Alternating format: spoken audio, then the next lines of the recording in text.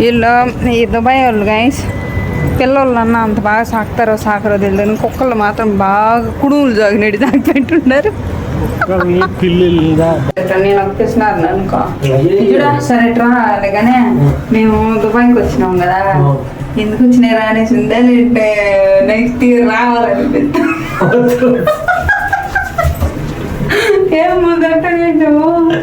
Hello, so చూసారు కదా comedy వీడియోని. సో అలా నేను ముందే పెట్టాను, ఎందుకంటే కారణం నేను మధ్యలో చెప్తాను ఉండండి. మీకు లాస్ట్లో చివరిలో ఎక్కడో పెట్టాను అనుకో, చాలామంది మిస్ అయిపోతారు. దానికే చూసే కొంతమంది ముందే చూసేస్తారు కదా ఈ కామెడీని, అలా అని ముందు పెట్టాను. సో ఇంకా నేను ఇక్కడ బ్లాగ్ని అయితే నేను ఈవినింగ్ అలా స్టార్ట్ చేశాను అనమాట. ఈరోజు మా హస్బెండ్కి ఆఫీస్ ఉండింది. సో తను వచ్చిన వెంటనే నేను ఇంకైతే ఈవినింగ్ స్నాక్స్ కోసం రెడీ చేస్తున్నాను అనమాట. ఏం చేస్తున్నాను అంటే ఇక్కడ శక్తి బజ్జీ మసాలా అనేసి ఒకటి మనకి అమ్ముతారు ఇండియాలో. సో దాన్ని తెచ్చి పెట్టుకుంటాను. చూసారా చిన్న చిన్నవి బంగాళదుంపలు రెండు. నేను ఎప్పుడు మా ఇంట్లో స్నాక్స్ చేసుకున్నా సరే, చెన్నైలో ఇండియాలో మనం స్నాక్స్ చేసుకున్నా మేమే ఉంటాము, లేదు ఇంకెవరైనా ఉన్నారంటే కూడా కరెక్ట్గా సరిపడే క్వాంటిటీనే చేస్తాను. ఎందుకంటే నా ఫ్యామిలీలో స్పెషల్గా ఆయిల్ ఫుడ్ ఎక్కువ తినము. సో చేసుకునేదేదో అన్నీ చేసుకుంటాము, వడలు బోండాలు, ఎక్కువ ఆయిల్ ఫుడ్డే ఉంటుంది, కానీ లిమిట్ ఉంటుంది అనమాట.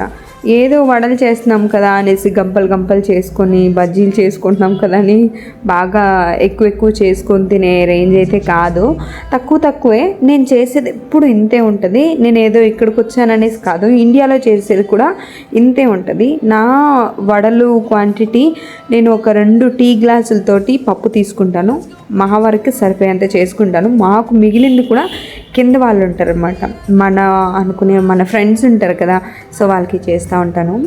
ఇక నేను మధుకి ఒక ప్యాకెట్ ఎక్స్ట్రా ఉంది.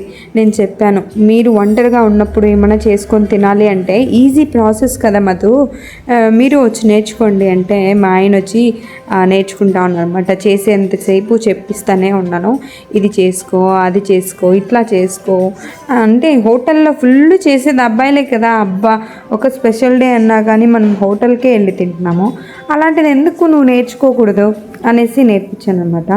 ఇంకా మా ఆయనకి ఏమీ చేసి పెట్టడం రాదు, చేసుకోవడం రాదు. ఎవరైనా చేస్తే తినడం తప్ప అసలు చేసుకోవడం ఏ స్నాక్స్ చేసుకోలేడు. నేను ఇంతవరకు చూసింది లేదు. అసలు పిల్లల్ని ఎక్కడైనా వదిలేసి నేను ఊరికి వెళ్ళి ఉన్నాను, ఆయన ఒకరే ఉన్నారు, చూసుకోవాలంటే కూడా హోటల్లో ఆర్డర్ ఇచ్చుకొని తెప్పించి పెట్టడం, లేదంటే హోటల్కి తీసుకొని పోయి పెట్టడం, అంత తప్ప ఇంకేం రాదనమాట. ఒకసారి ఏమో చికెన్ ఫ్రై చేస్తున్నారు, దాని తప్ప మళ్ళీ ఇంకేం నేను వినింది లేదు. సో ఆయనకు వచ్చినట్లు, అందుకే ఇక్కడ రావా, ఇక్కడ వచ్చి చూసుకోవా, నేను ఎట్లా చేస్తున్నానో ఒకసారి చూసుకున్నానంటే ఇది ఎంత కాలిన తర్వాత తీసేయాలి, ఎలా చేసుకోవాలి అంటే, మీ మమ్మీకి కూడా ఏం రాదు పండమ్మా, మమ్మీ నేను ఉంటాను నేర్చుకుంటాను అంటే, మీ మమ్మీని చూసి ఏం నేర్చుకోదమ్మా, మీ మమ్మీకి అసలు ఏం రాదు, ఎందుకమ్మా మీ మమ్మీని చూసి నేర్చుకుంటావు, నువ్వు నీ ఓన్గా ప్రాక్టీస్ చేసుకో అని చెప్పిస్తున్నాడు అమ్మాయికి. ఇంకా వాళ్ళకి బాగా నచ్చేసింది, నిజంగానే చాలా బాగా వస్తాయి, ఆయిల్ అస్సలు పీలవదు ఎక్కువ. నార్మల్గా మనం బజ్జీ పౌడర్ మనమే రెడీ చేసుకుంటే చాలా ఆయిల్ లాగేస్తూ ఉంటుంది. మీరు ఒకసారి ట్రై చేసి కూడా చూడండి, చాలా అంటే చాలా బాగుంటుంది. సో నాకు మా ఆయనకి ఎప్పుడు ఏదో ఒకటి చేసి పెట్టాలి, ఆయనతో పాటు నేను టైం స్పెండ్ చేయాలి. ఇక్కడ తను ఏం చెప్తున్నారో నేను చేసిన బజ్జీలకి అంటే, నువ్వు సడన్గా వెళ్ళి ఏదైనా చేస్తాను ఉండు స్నాక్స్ అని చేసుకొని వచ్చావంటే వెంటనే చాలా బాగుంటుంది, నువ్వు అదేదో చేయాలి అనేసి చేస్తే అస్సలు ఏం బాగోదు, సడన్గా వెళ్ళి చేసావు కాబట్టి బాగానే ఉంది అని చెప్తా ఉన్నారు.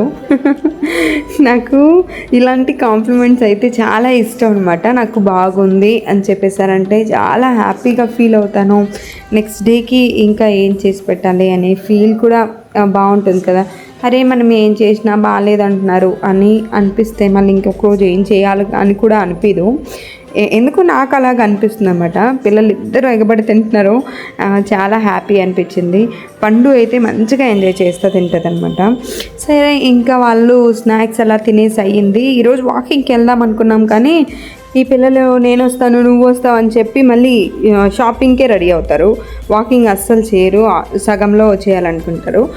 నాకు బాగా ఇంట్రెస్ట్ అనమాట. ఓన్లీ ఒక హస్బెండ్ అండ్ వైఫ్గా వెళ్ళి వాకింగ్ చేస్తా.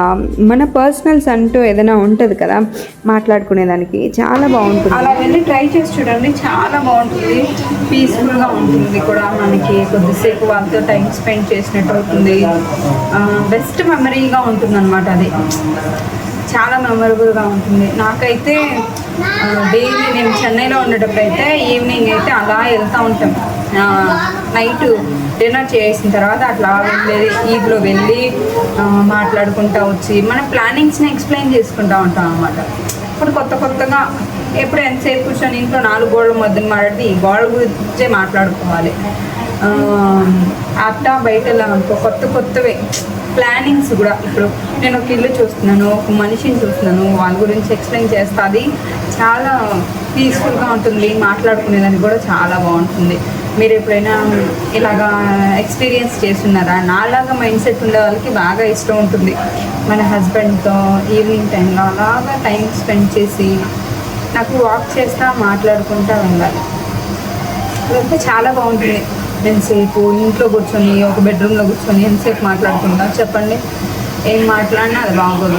కాకపోతే మనం బయట వెళ్ళి మాట్లాడితే చాలా మెమరబుల్గా ఉంటుంది, కొత్త గుర్తొస్తుంది. ఇప్పుడు నేను ఇల్లు కట్టుకోవాలనుకుంటున్నాను అనుకోండి, మనకు అలాంటి చూడు ఆ బాల్కనీ ఉంది, అలాంటి ఒకటి మనం కూడా ప్లాన్ చేసుకున్నాం. ఇలాంటి మాటలంతా వస్తుంది అనమాట. మనం ఒక ఐడియా క్రియేట్ చేసుకున్నట్టు అవుతుంది, చాలా బాగుంటుంది. మీరు ఒకసారి ట్రై చేసి చూడండి. సర్లే పిల్లల్ని ఇంట్లో పెట్టి వాకింగ్కి వెళ్దాము అని రెడీ అవుతున్నాను. నేను వంట చేసేద్దాము అని ముందుగానే చేసి పెట్టాను. ఎగ్ పులుసు, రసము, రైస్ పెట్టేసాను, పెరుగు ఉందనమాట, సర్దేయచ్చు. మా డిన్నర్ అయితే ఈ రోజుకి ఇదే అనమాట. స్నాక్స్ చేశాను, చిన్న టీ పెట్టాను. ఆ తర్వాత తనకేమో ఇది బజ్జీ చేసి ఇచ్చాను. చాలు కదా ఈ రోజుకి ఇది. ఓకే, కొద్దిసేపట్లో రైస్ కూడా అయిపోతుంది. తినేసి అట్లా వెళ్తే స్ట్రీట్లోకి వెళ్ళి అట్లా మాట్లాడుకోవడం చాలా బాగుంటుంది, పీస్ఫుల్గా ఉంటుంది. వెళ్తే మేబీ అది కూడా వీడియో షూట్ చేస్తాను. ఇప్పుడైతే ఫేస్ వాష్ చేసుకొని వచ్చేద్దాము. ఆయిలీగా ఉందన్నమాట. కిచెన్లోనే ఉన్నాం కదా, ఏమంత చెమట పట్టదు ఇక్కడ. కాకపోతే మార్నింగ్ స్నానం చేసిందంటే మేడపైకి వెళ్ళాను, పిల్లల్ని స్విమ్ చేయించుకొని వచ్చాను. ఆ తర్వాత ఫేస్ వాష్ చేయలేదు. ఇప్పుడైతే వాష్ చేసుకొని వచ్చేస్తాను నీట్గా. కుక్కర్ అయితే విజిల్ వచ్చేసింది. ఇది కొత్త కుక్కర్ కాబట్టి ఇంచేటికి వస్తూనే ఉందన్నమాట. దానికి లెదర్ చేంజ్ చేసుకోవాలి. సరే కొన్ని రోజులు ఉంటాం కదా అనేసి యూజ్ చేస్తున్నాం అట్లా. ఇది ఈ స్టవ్లో వంట చేస్తుంటే ఇంకా ఎంతసేపటికో రైస్ అయ్యేది. ఇది కొనుక్కున్నాం కాబట్టి తొందరగా అయిపోతుంది మనకి. అదొక యూస్ఫుల్గా ఉందన్నమాట. ఎంతసేపు నిలుచుకుంటామని చెప్పండి, మనం కూడా కాళ్ళు నొప్పి వస్తుంది కదా.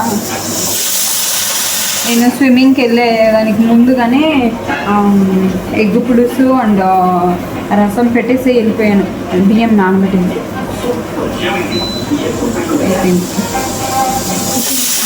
నేను ఫేస్ వాష్ చేసుకోవడం కోసం ముల్తాని మట్టి వాళ్ళది ఆయిలీ స్కిన్ ఉన్న వాళ్ళు యూస్ చేసే ఫేస్ వాష్ అయితే తీసుకున్నాను. నాకు ఎక్కువ ఆయిలీ స్కిన్ అనమాట. అంటే ఆయిలీగా అనిపిస్తుంది, జిడ్డుగా ఉంటుంది. అలా కాకుండా ఫ్రెష్ ఫీల్ ఉంటుంది. సో దీన్ని నేను యూస్ చేస్తూ ఉంటాను. ఇది సెకండ్ టైం తెచ్చుకున్నాను. ఫస్ట్ టైం అయితే ఫెయిర్ అండ్ లవ్లీ ఫేస్ వాష్ని యూస్ చేసేదాన్ని. సో నాకు అది ఎందుకో అది కూడా బాగుండింది, బాగా స్మూత్గా బాగుండింది అనమాట. అంటే అది పీరియడ్స్ టైంలో అనేసి కాదు, నార్మల్ టైంలోనే నాకు పింపుల్ వచ్చేదానికి పెద్ద గుళ్ళు అయితే ఒకటి క్రియేట్ అయింది. నేను చిన్నప్పటి నుంచి ఏం యూస్ చేసింది లేదు, బట్ యూస్ చేయాలి, ఈ ట్యాన్ అయిపోతున్నాము ఇట్లా అని ఇప్పుడు వస్తూ ఉంది కదా. సో అట్లానే నేను కూడా ఒకటి యూస్ చేద్దాం కదా అని అది కూడా 2-3 యూస్ చేశాను. ఫైనల్గా యూస్ చేసేటప్పుడు ఒకరోజు మాత్రం అది పింపుల్ వచ్చింది. సో ఒక దెబ్బకి దాన్ని మానేసి మళ్ళీ దీన్ని తీసుకున్నాను అనమాట. ఇదైతే బాగుంది, నాకు నిజంగానే నచ్చింది. అప్పటికి గ్లోగా అనిపిస్తుంది అనమాట, మంచిగా ఫేస్ అయితే ఫ్రెష్ ఫీల్ ఉంటుంది.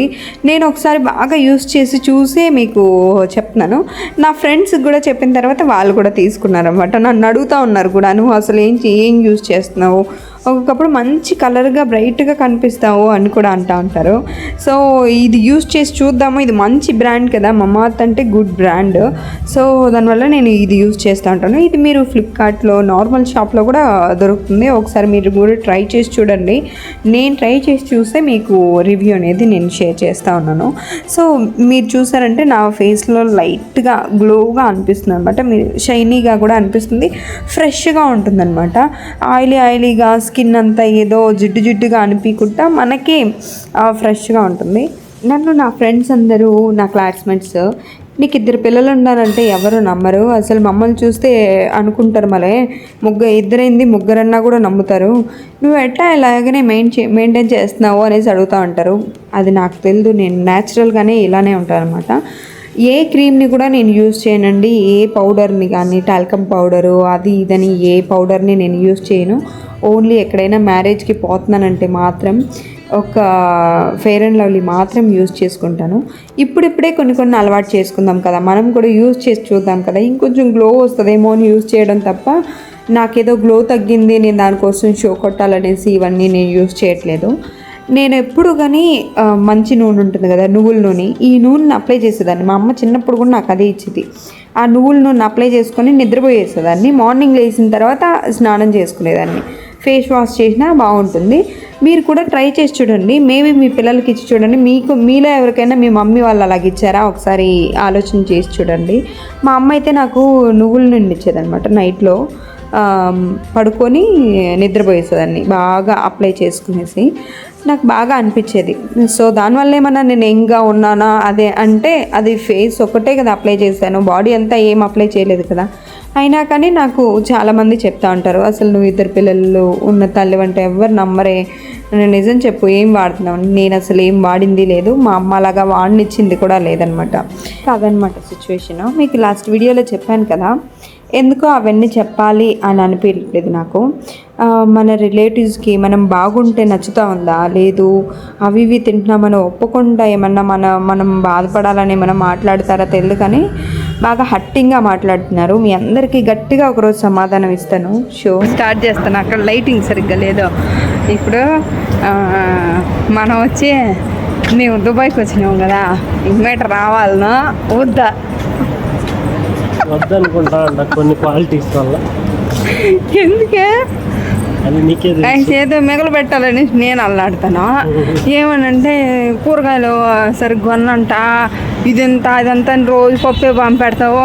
నేను ఇన్ని పెడుతున్నాను, ఇంత దూరం వచ్చి కూడా రసం పాలు మారేదిలే, ఒక పప్పుచారు పాలు మారేదిలే, ఆమ్లెటు 2 ఎగ్గులు బాయిల్ చేసి పంపిస్తా, అట్లేదా 3 ఎగ్ దోశలు పంపిస్తున్నాను. నార్మల్ దోశ పంపించింది లేదు గైస్. ఎప్పుడు ఒక నార్మల్ దోశ అంటే 2 ఎగ్ దోశలు పంపిస్తాను, ఆమ్లెట్ వేసిస్తాను, ఈవినింగ్ వచ్చింది స్నాక్స్ రెడీ చేస్తాను. దుబాయ్కి వచ్చినా కానీ మనం తగ్గేది ఏదైనా ఉందా? మళ్ళీ చెన్నా తెచ్చినాను కదా ఊర్లో నుంచే, అది పెడుతున్నాను వేడి చేసి, ఉడికించి దాంతో గ్రేవీ చేసి పెడుతున్నాను. ఓన్లీ ఉడికిస్తే ఏం బాగుంటుంది అనేసి ఉండి చీకటిగా ఉంది, అక్కడికి వెళ్ళి మాట్లాడతాను. చెన్నా మసాలా చేసి పెట్టినాను గైస్. మళ్ళీ ఒకరోజు పన్నీర్ తెచ్చిన ఇండియా నుంచి, పన్నీర్ చేసి పెట్టినాను. ఎగ్ చేసి పెడతానే ఉన్నాను. మళ్ళీ ఒకరోజు చికెను, ఒకరోజు రొయ్యలు, ఒకరోజు ఫిష్. ఏం చేసి పెట్టలేదా అంటున్నాడు. ఇవన్నీ చేసి పెడుతున్నాను కదా గైస్. నేనైతే చాలా బాధపడుతున్నాను. రివ్యూ ఏమంటే నేను అనుకున్నాను మా ఆయన ఏమన్నా 4 కప్పులు ఆడతారేమో అనేసి ఒక ప్లాస్టిక్ కప్పు కూడా జోబీలు వేసుకుని వచ్చిన. ఊరికే నీళ్ళు లేని దేశంలో వచ్చి ఏడ్ చేస్తాడేమో మా ఆయన అనేసి ఒక కప్పు కూడా తెచ్చుకున్నాను. జోబీలో ఉండదు, నేను చూపిలే కానీ అవి ఎంత అలాగా. నేనేమంటే మా ఆయన తెగ బాధపడిపోతాడు మేము రాలేదనేసి.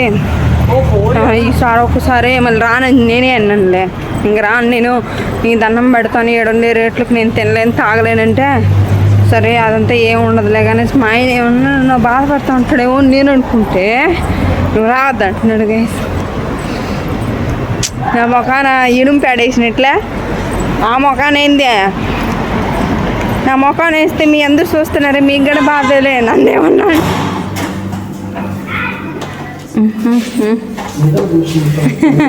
పండు నిద్ర కూర్చుంటుందేమో అనుకున్నాం మేము. ఇండియా నుంచి నేను ప్రొవిజన్స్ తీసుకొని వెళ్ళానండి. ఈ ప్రొవిజన్స్ ఏమైనా నాకు ఊరికే వచ్చిందంటే రాలేదు, కానీ మా హస్బెండ్ కష్టపడి ఇచ్చి ఆ డబ్బుల్ని నాకు పంపిస్తే ఆ డబ్బుతో నేను ప్రొవిజన్స్ని తీసుకొని వెళ్ళి తనకు కావాల్సినవన్నీ తీసుకొని వెళ్ళి వండి పెట్టింది. దాంట్లో తప్పేముంది?